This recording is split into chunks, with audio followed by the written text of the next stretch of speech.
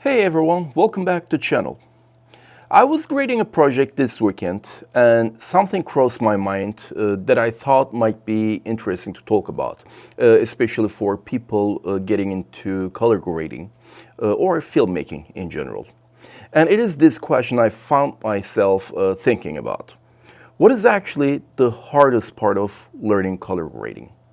I want you to think about it for a second. Is it learning DaVinci Resolve, for instance? The nodes or node trees? Is it the scopes or the color science? Well, most people think that is the hard part, but in my experience, it is actually the easiest part. Let me explain. You can learn the tools surprisingly fast. Read the manual, for instance, watch tutorials, or if you have the budget, you can take a masterclass.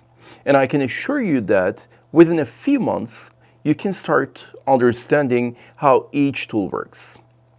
But here is the hard truth. Knowing the tools doesn't mean you know what to do with an image.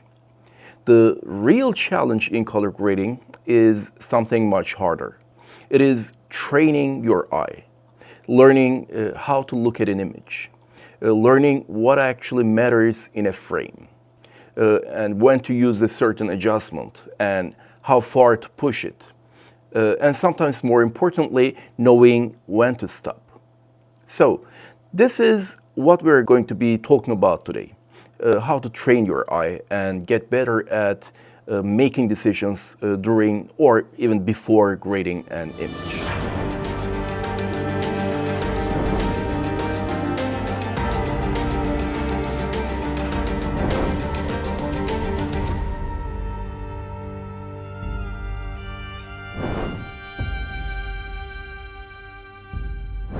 Let's do a quick experiment. I will show you a Rec 709 image here. Imagine you're looking at this frame for the first time. Before touching any tool, what should you actually be looking for? Or what kind of questions should you be asking? If you want, you can pause the video here and try to read the image and come up with a few questions yourself. Okay. Here are some of the questions I usually ask starting a grade. What is the most important element in the frame? What should stay quiet and what should lead the viewer? Is the subject clearly separated from the environment?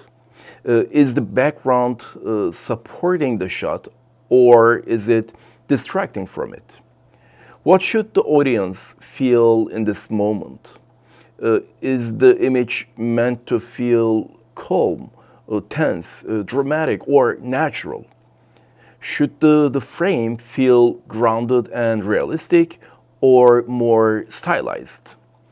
So these are the kinds of questions I ask myself before touching any tools, because my answers to these questions guide the grading decisions later on. All right, now let me show you how I graded this clip and the thought process behind it.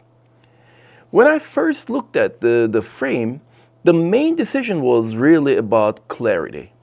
The donkey is clearly the subject here, so the rest of the frame needs to support the donkey, the subject, rather than compete with it. And the environment here is, of course, beautiful. The rock formations, the architecture, the desert tones. But if everything has the same visual weight, the eye starts wandering. So part of the grading is simply controlling the frame. So the subject has presence while the environment stays supportive. At the same time, the grade should respect the location as well and the atmosphere of the scene.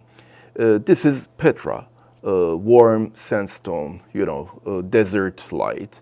So pushing things too far with contrast and saturation would actually start breaking that feeling. And this is where the decision making comes in. Because technically, you could push the image more, but the goal of color grading here isn't to make the image louder. It is to make it clearer and help the viewer read the shot the way the story intends. And this brings us to another important point. Color grading is not really about making images look beautiful. It is about supporting the story behind it. This is important because directors and cinematographers spend months designing how a scene should feel. And by the time the project reaches the color suite, the job is really to protect that intention and help them tell their story through color and tonal architecture, rather than trying to make each frame look good, beautiful on its own. Let me show you a few more examples here. Take this shot, for instance.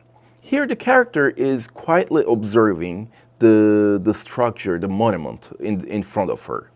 So the image shouldn't feel overly dramatic or stylized. Instead, the grading supports the moment. The warmth of the stone, the softer contrast inside the cave, the light outside, all of it helps create a sense of scale and atmosphere. The goal here is not to impress the viewer with color.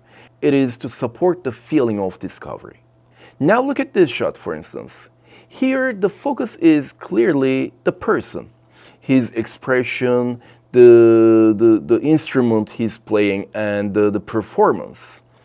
The environment is still important. The architecture behind him tells us where we are, Petra. But the grading keeps the attention on the character. So again, the decisions are not about pushing the image harder. They're about making sure the viewer knows where to look. And finally, take a look at this shot, for instance. This moment is about movement through a vast landscape. So the image shouldn't feel overly punchy or graphic.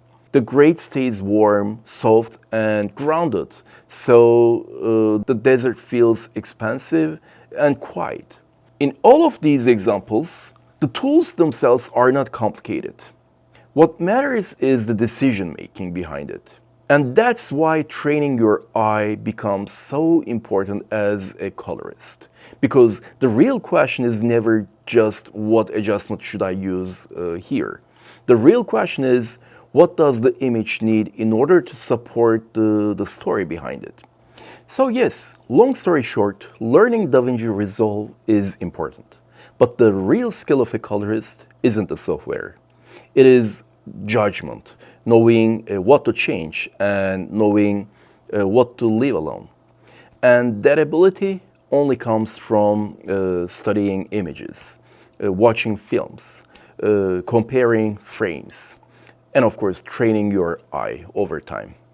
So if you're learning color grading right now, try this next time you open a shot. Before touching any tools, ask yourself, what is this image trying to say? And let that guide your decisions. I hope you found this helpful. If you have any questions or thoughts about this topic, feel free to leave a comment below. I would love to hear how you approach reading an image. And if you enjoy these kinds of conversations about color grading and visual storytelling, consider subscribing to the channel. As always, thanks for watching, and I'll see you in the next one.